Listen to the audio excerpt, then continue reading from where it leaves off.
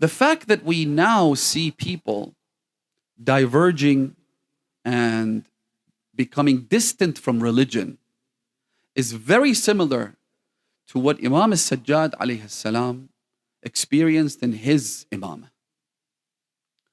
This sense of moral degradation, the fact that people are leaving religion or at least becoming disinterested or uninterested in practicing their faith. These are all things that Imam al-Sajjad experienced. He witnessed all of this. This is nothing new. Obviously, we know that religion, just like the economy, just like every other thing in this life, is cyclical. It goes through cycles. There are ups and downs in the chart. What we're experiencing today is a downward cycle, very similar to the time of Imam al-Sajjad alayhi salam. Which is why, if we're going to face these challenges today, we need to study the life of Imam Zayn al-Abidin and the context in which the Imam operated in order to address the challenges we find in the contemporary world. So again, keep this in mind. If we were going to pick an Imam who was going to provide us with answers to these questions, it would be Imam al-Sajjad.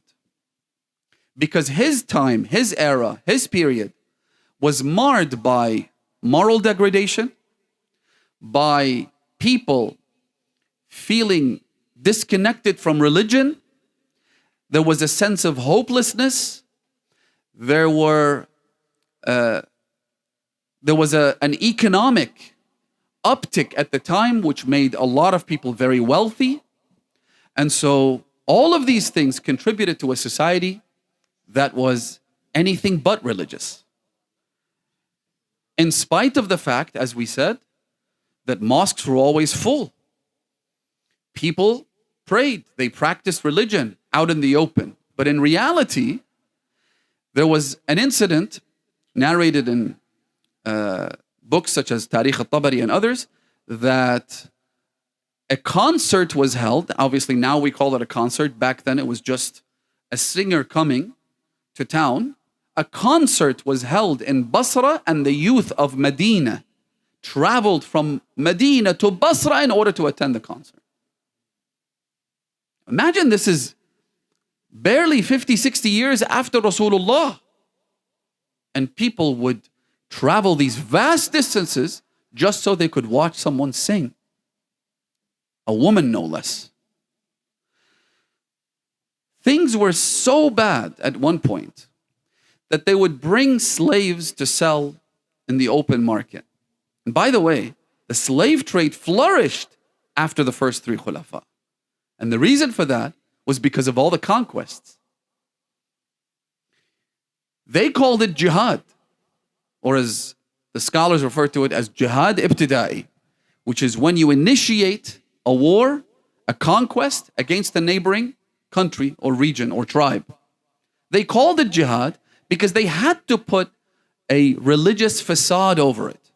Otherwise, it was very simply a means of acquiring the wealth of that country. They were not interested in spreading Islam by any means.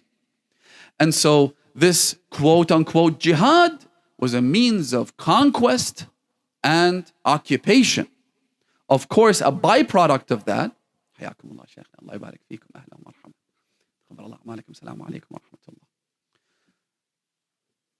we're trying to improve the country's economic situation. We have poverty, for example. People are becoming, they're growing resentful towards their public officials, the Khalifa and his family, especially during the time of Uthman. Everyone knows that the family, those closest to him, became wealthy overnight. They were seen around in public. Like, imagine now if you see somebody driving a Lamborghini, how do you feel about that? The first question you ask is, look, I knew this guy before. He was not wealthy. He doesn't come from a wealthy family. What happened? How did he get his money? Back then, imagine suddenly you had the wives of Rasulullah, as you do today when you have like a public official, there are motorcades, right? You see many cars and security guards and whatnot to make sure that this convoy is safe. But part of it is the spectacle. Part of it is the idea that I'm not a regular person. I'm not your average Joe. I'm someone who's special. I'm somehow related to Rasulullah. And so a wife of Rasulullah would walk around with a convoy of camels and 200 people. So this materialism began to take shape, with money being brought in from the conquests, with people becoming wealthier and more affluent. What happens? People turn to entertainment. They want joy, they want pleasure, and they'll do anything to get it. Because again, imagine traveling from Medina to Basra is a trip, a journey that takes months. And so for someone to do that means that they'd have to have the means. They'd have to have the wealth. They'd have to have essentially a great degree of boredom. In other words, these people weren't working. They didn't have a 9-to-5. They just had a lot of money that they felt they should spend in order to acquire as much pleasure as possible. Then comes Imam al-Sajjad, alayhi salatu wassalam. Allahumma salli ala Muhammad wa ala Muhammad wa ajal faraja. And he's dealing with a number of different things. On the one hand, there's a tyrannical regime that is in power, starting with Yazid himself. The Imam does not follow the path that was chosen by his father, Imam al-Hussein, because he was commanded not to. At-Tariq, this is in the Hadith known as the Hadith of Lawh, where Allah subhanahu wa ta'ala provides specific instructions to each of the Imams. The one that pertains to Imam al-Sajjad contains this commandment from Allah subhanahu wa ta'ala. At-Tariq wasmut wa'bud rabbaka hatta ya'tiyaka al-yaqeen. Lower your head, be quiet, and worship your Lord until death comes, until you depart this world. The Imam had to follow this strategy in order to address these problems. The first one, as I said, the most despotic, the most tyrannical, the most vicious individuals at the helm of the government, starting with Yazid, then Marwan, then Abd al-Malik ibn Marwan, then a series of individuals, each one of them, by the way. Marwan himself only ruled for about a year, but then his son ruled for 10 years, and his son after that ruled for another 10 years. So you can imagine about 25 years or more, Bani Marwan are in charge. The Imam has to deal with that at a time when the Imam's every movement was being scrutinized. They would literally go to Medina seeking to arrest the Imam. Imam al-Sajjad had to live out in the desert like a Bedouin in order to safeguard himself and his family and to continue the mission. Imagine living out there in the desert in tents. So that's one of the major challenges the Imam was faced with. The other challenge was this social, moral pandemic that had plagued society back then. The fact that people are simply not interested in religion anymore. And so how does the Imam bring them back into the fold? How does he educate them? How does he train them? He does so through his worship. In other words, he led by example. Instead of preaching to them, because again, remember, the Imam was not even known publicly. And I'll get to that point a little later. The Imam did not have any status or position in society, let alone politics. People didn't recognize him. In fact, hadith say that Imam al-Sajjad alayhi salam would go to Hajj every year, and he would go with a group that doesn't recognize him. لا يعرفون. How would someone not know Ali ibn al-Hussein, Zayn al-Abidin? But this tells you that people in those times simply didn't recognize him. The Imam kept his head low. In fact, I'll mention this hadith because it's interesting. So the Imam went with a caravan or a group that didn't recognize him. And the reason for that is because he would make a condition. He would stipulate that I will join you if you let me serve you. So he would simply serve the Hujjaj. And the hadith says, this is by Imam Sadiq alayhi salam, he says that the Imam would join them and he would just be like another servant. If somebody wants water, he'll bring him water. If someone wants food, if someone needs to carry some luggage around. So much so that at one point, someone recognized the Imam. He was from another group. He came, he noticed him. So he went to the group that the Imam was traveling with. And he said to them, do you know who this is? Who carries your luggage for you? Who cleans up after you eat your food? This is Zayn al-Abidin, Ali ibn al-Hussein. So they came to him and apologized. They said to him, we didn't know who you were. We wish you had told us. So the Imam said to him, no, I would never tell you, because the last time I went with a group, with a caravan, and they recognized me, أعطوني برسول الله ما لا أستحق. They treated me in such a manner that because of my connection, because of my relationship with the Holy Prophet, they gave me a special treatment. And I don't deserve that, even though the Imam deserves everything there is to give. And yet, his humility is such that he says, I don't want to be given any special treatment because of my ancestry that traces its way back to Rasulullah. So leave me. Allow me to serve you. Allow me to just be with you and spend time without you rolling the red carpet for me. The Imam was dealing with this issue, which is that on the one hand, he's targeted by the regime. On the other hand, people don't even recognize him. So who's going to help him? So what he does is he leads by example. We don't have any, as far as I can tell anyway, there's not a single report that anyone came to Imam al-Sajjad and asked him for a fatwa, asked him a question that has to do with jurisprudence. Imagine. We don't have any incident where people would pray behind Imam Zayn al-Abidin. So he's not even recognized or acknowledged as a leader of Salat al-Jama'ah. So the Imam, instead of preaching to them, he led by example. He gave them treasures, priceless gems of wisdom. I was reading the Confessions of Saint Augustine. I don't know if you're familiar with the book, but Saint Augustine, a very influential figure in Christianity and Catholicism, he has a book called The Confessions. And it's basically an autobiography, but also it's a book of prayers and supplications. I would read this and then go back to skimming through al-Sahif al-Sajjadiyya and think to myself, we have not shown any appreciation to the treasures that have been passed down to us from Imam al-Sajjad.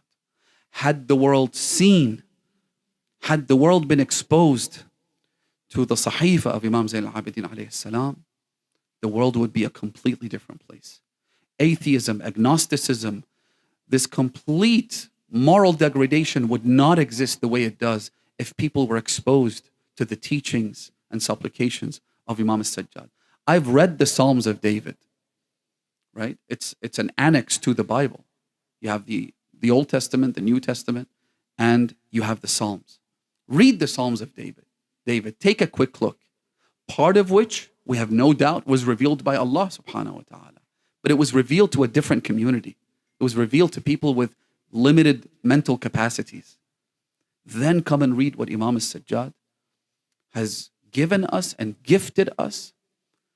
It is tragic and heartbreaking, to say the very least, that we are still, the Sahifa itself is foreign to us. We have yet to discover what the Sahifa can offer. There are moral teachings. There are theological discussions. I mean, Dua Abu Hamza alone, that we read in the holy month of Ramadan.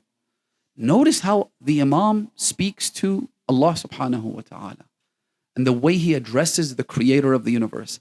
How everything subtly falls into place and you recognize your inherent and intrinsic weakness and poverty just by reading these lines.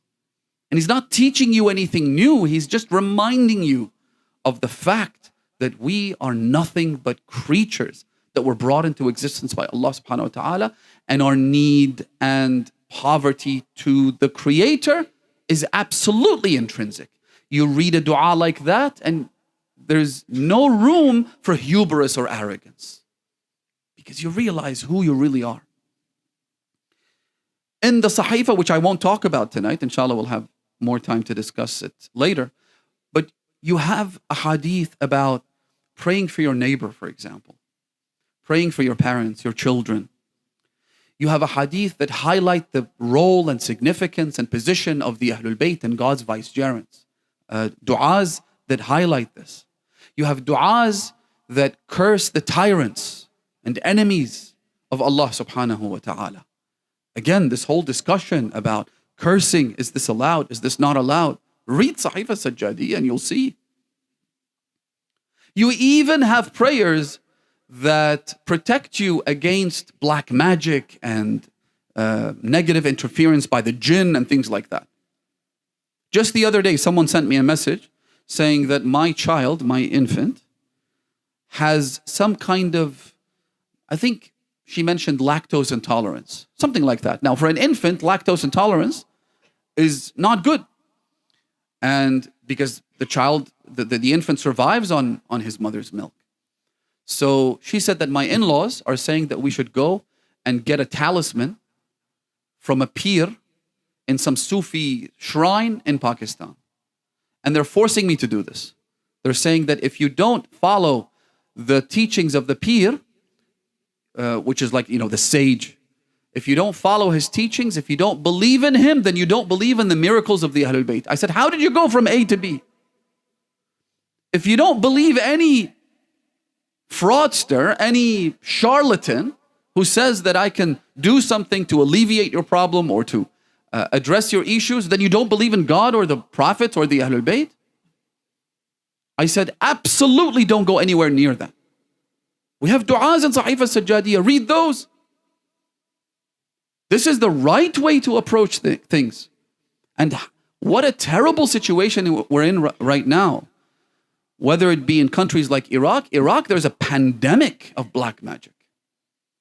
It is absolutely disgusting how many people resort to these tactics. Black magic of all different kinds and types being used. A woman who has a problem with her husband tries a few of these tricks, and the hope, what she's been promised, is that your husband will love you again. And vice versa. Any issue that we face, suddenly the first person we think of is this old lady who reads a cup, or she can write something and give me a talisman, give me some kind of cure.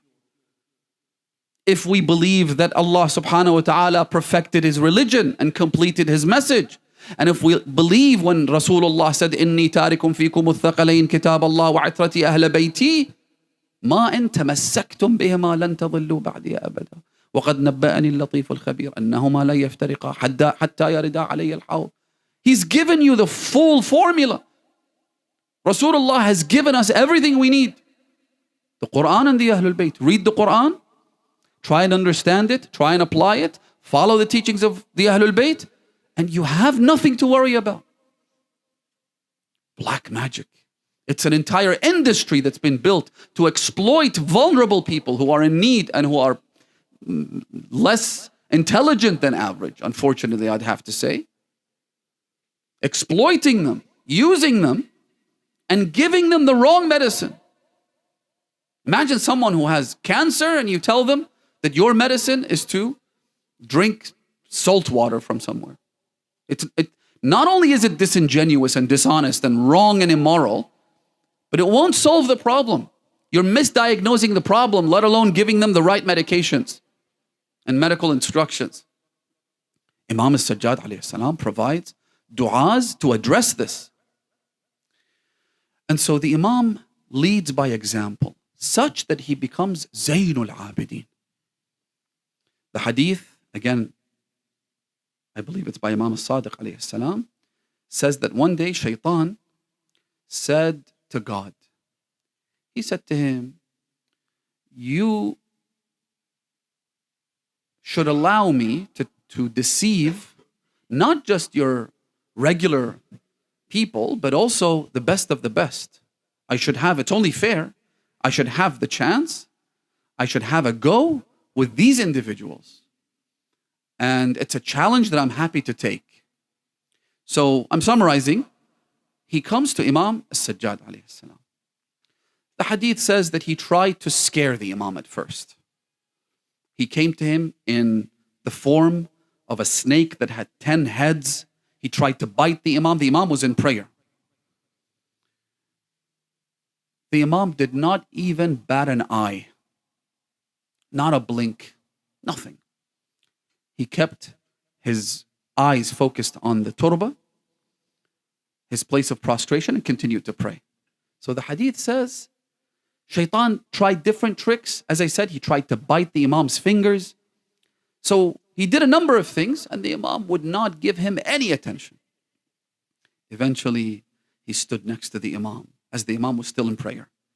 He said to him, Wallah, Shaitan, while he rejects the authority of Allah subhanahu wa ta'ala, he doesn't reject his existence, and he knows God's majesty and glory.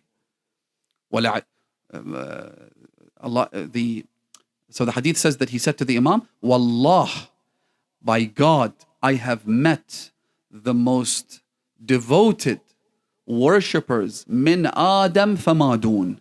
I have seen them all, I have experiences with them.